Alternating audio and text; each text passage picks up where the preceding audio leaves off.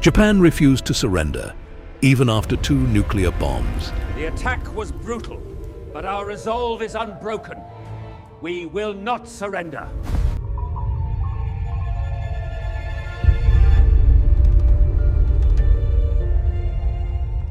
One bomb destroyed an entire city. 70,000 people dead before breakfast. 3 days later, a second bomb. Another city gone. The world assumed Japan would surrender immediately. They didn't. Inside Tokyo, generals were still planning to fight. Officers were plotting a coup, and millions of civilians were being handed bamboo spears and told to prepare for invasion. What made Japan refuse peace, even after 2 nuclear bombs? The answer is darker than you think. Some of the most important decisions in history are not made on battlefields. They are made in quiet rooms, a long table, a few men sitting in silence. Outside, their country is burning, cities destroyed, millions homeless, armies collapsing across Asia. But inside the room, the debate continues. On August 9, 1945, Japan had just been hit by its second atomic bomb. Nagasaki was gone. Hiroshima had already been destroyed 3 days earlier. Hundreds of thousands of people were dead. Most nations would have surrendered immediately, but Japan did not. Instead, its leaders argued for hours about whether the war should continue, and the reason why goes much deeper than the bombs themselves. Japan was already losing. By the summer of 1945, Japan's empire was collapsing. Its navy had been almost completely destroyed. Its air force could barely defend its own skies. American bombers were burning Japanese cities almost every night. In March 1945, a massive firebombing raid on Tokyo killed around 100,000 people in a single night. Entire neighborhoods turned into firestorms. Millions were left homeless. And yet, Japan still refused to surrender. Because to many Japanese leaders, the war was not just about winning. It was about honor. The Imperial Japanese military had been built on the code of Bushido, the way of the warrior. A soldier was taught that surrender was shameful. Death was honorable. And if ordinary soldiers believed that their generals believed it even more. To understand how deep this belief ran, consider what happened at the Battle of Saipan in 1944. When American forces closed in thousands of Japanese civilians, not soldiers jumped from the cliff tops into the ocean below. They had been told that capture was worse than death, so they chose death. Men, women, and children. That is the world Japan's military leadership had created. And those same leaders were now deciding whether to surrender. To them, surrender meant humiliation, occupation, and possibly the end of the emperor himself. So even as defeat became obvious, many leaders believed the war must continue. Japan's final strategy. Japan's military leadership understood something by 1945. They could no longer win the war outright, but they believed they could control how it ended. Their plan was called Ketsugo. The strategy was brutally simple. If the United States invaded Japan, Japan would fight with everything it had left, not just soldiers, the entire population. Millions of civilians were being trained to resist an invasion. School children practiced attacks with bamboo spears. Farmers were told to fight American troops with explosives strapped to their bodies. Thousands of aircraft were reserved for kamikaze attacks. The goal was not victory. The goal was to make the invasion so catastrophically bloody that the United States would negotiate peace instead of demanding full surrender.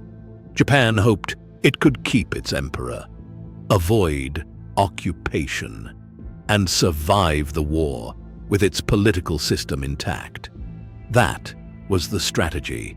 Then Hiroshima disappeared. Hiroshima. The morning of August 6, 1945 began like any other morning. A bright summer sky, warm air, people walking to work, children heading to school. At 8:15 a.m., an American B-29 bomber called the Enola Gay dropped a single bomb over the city. It detonated 600 meters above Hiroshima. What happened next is almost impossible to describe. In less than 1 second, a fireball hotter than the surface of the sun appeared over the city. Everything within 500 meters simply ceased to exist. Buildings did not collapse. They vaporized. People did not die. They disappeared. Human shadows were burned permanently into stone pavements, the only evidence that someone had been standing there moments before. 70,000 people died instantly. The ones who survived the initial blast wished they hadn't. Burns covering their entire bodies. Hair falling out in clumps. Bleeding from places they didn't know could bleed. Radiation sickness would kill thousands more in the weeks that followed. Here is a number worth sitting with. The atomic bomb dropped on Hiroshima released energy equivalent to 15,000 tons of TNT, exploding in less than 1 second, over a city of 350,000 people. The entire bombing campaign against Germany during World War II, which lasted years, dropped around 1.3 million tons of bombs. One bomb, one city, 1 second. Hiroshima was gone. The world expected Japan to surrender immediately, but something surprising happened. Japan's government delayed its response. Some military leaders even doubted that an atomic bomb had been used, and while they debated, another disaster was already on its way. Nagasaki. 3 days later, on August 9th, 1945, another American bomber appeared over Japan. Its target was Nagasaki. At 11:02 a.m., the second atomic bomb exploded above the city. Factories disappeared, homes collapsed. Firestorms spread through the valley. More than 40,000 people died instantly. 2 atomic bombs. 2 destroyed cities. And still, Japan had not surrendered. But on that same day, something happened that shocked Japan's leaders even more than the bombs. The Soviet Union enters the war. For months, Japan had been hoping the Soviet Union might help negotiate peace with the Allies. They believed Moscow could act as a mediator. But on August 8, 1945, that hope vanished completely. The Soviet Union declared war on Japan. Then, nearly 1.5 million Soviet troops invaded Japanese-occupied Manchuria. The attack crushed Japan's strongest remaining army in the region within days. For Japan's leadership, this was catastrophic, because now the country faced 2 massive enemies at once. The United States attacking from the Pacific, the Soviet Union attacking from the north. Japan could no longer negotiate peace. The empire was completely surrounded, and finally, the government had to confront a decision it had avoided for years. Surrender, but even then, the debate did not end. The government deadlock. Picture this scene. August 9th, 1945. Japan has just been hit by its second atomic bomb. The Soviet Union has just declared war and invaded from the north, and Japan's 6 most powerful leaders, known as the Big Six, are sitting in a room, completely unable to agree. War Minister Anami slammed his fist on the table. Japan must fight on, death before dishonor. Every man, woman, and child must resist to the end. Foreign Minister Togo looked at the numbers. 2 atomic bombs, 1.5 million Soviet troops, cities burning every night. There was nothing left to fight with. The meeting lasted hours, no decision. Another meeting called, still no decision. 3 in favor of surrender, 3 in favor of fighting on. A perfect deadlock. Outside the room, Japan was burning to the ground. Inside it, 6 men argued about honor and death while their country collapsed around them. Only one person could break the tie: the emperor. The emperor's decision. Emperor Hirohito had rarely intervened directly in political decisions. For most of the war, he had remained largely ceremonial. But now the war had reached an absolute breaking point. After Hiroshima, after Nagasaki, after the Soviet invasion. The emperor made an unprecedented choice. He entered the deadlocked meeting and spoke directly. The war must end. Japan would surrender. It was later called the sacred decision. But even then, the war almost continued, because some officers refused to accept defeat. The coup attempt. What happened next is one of the most dramatic moments of World War II, and almost nobody talks about it. On the night of August 14th, 1945. The same night, the emperor recorded his surrender speech. A group of Japanese army officers launched a coup.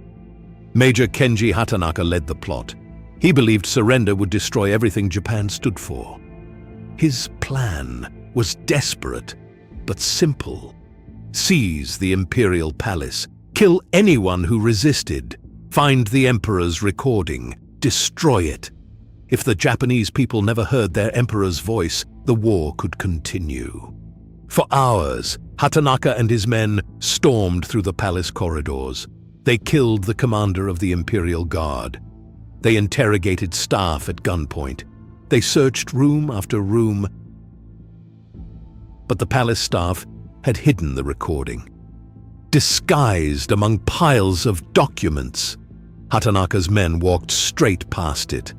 By dawn, senior military commanders refused to support the coup. It collapsed. Hatanaka walked outside the imperial palace. He put a pistol to his head and pulled the trigger.